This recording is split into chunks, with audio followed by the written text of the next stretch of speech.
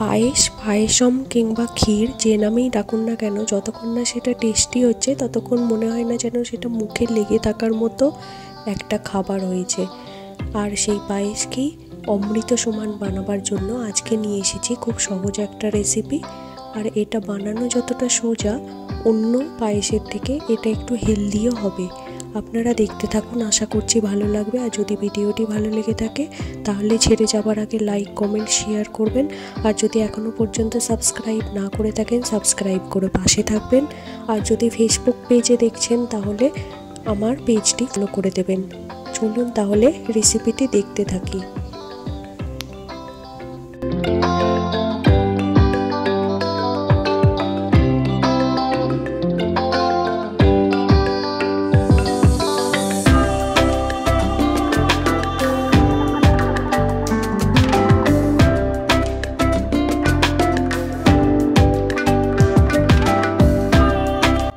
একটি পাত্রে খুব সামান্য ঘি অথবা সানফ্লাওয়ার অয়েল নিয়ে তার মধ্যে কাজু আর কিশমিশটাকে একটু ভেজে তেলটা ঝরিয়ে তুলে রেখে দেব। এরপর আমি এখানে 1.5 লিটার দুধ নিয়েছি, তার মধ্যে তেজপাতা দিলাম আর দিয়ে দিলাম কয়েকটা ছোট এলাচ।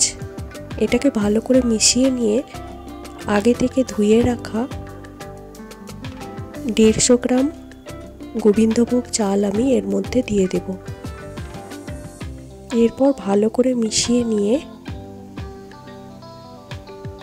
ততক্ষণ পর্যন্ত এটাকে কুক করতে হবে যতক্ষণ না চালটা ভালোভাবে সেদ্ধ হয়ে যাচ্ছে।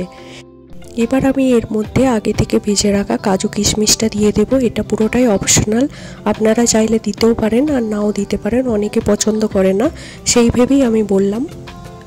এরপর যখন দেখবেন ঘন ঘন হয়ে গেছে আর চালটাও সিদ্ধ হয়ে গেছে, সেই সময় আমি এর মধ্যে গোটা মিছরি অথবা মিছরির গুঁড়ো, যেটা তাল মিছরি হয় আমি সেটাই ব্যবহার করেছি, মিশিয়ে দেব। আপনারা এখানে গুঁড়ো অথবা গোটা যে কোনো এক ধরনের মেশালেই হবে। আমি এটা দুবারে দেখিয়েছি। দেখুন কত সুন্দর ঘন হয়ে গেছে। এরপর কয়েক মিনিট জাল দিয়ে নিয়ে যখন পুরো ঘন হয়ে যাবে তখন গ্যাসের ফ্লেমটা বন্ধ করে দিতে হবে।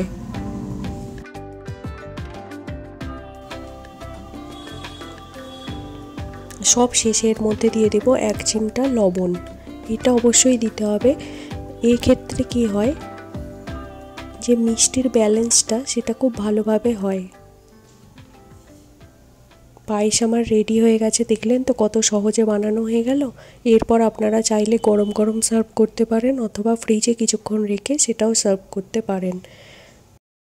আপনারাও যদি বাড়িতে টেস্টি সাথে সাথে খুব হেলদি এইরকম ক্ষীর বানিয়ে থাকেন তাহলে আমাকে অবশ্যই কমেন্টের মাধ্যমে জানাবেন আপনারা কিভাবে বানান। ধন্যবাদ।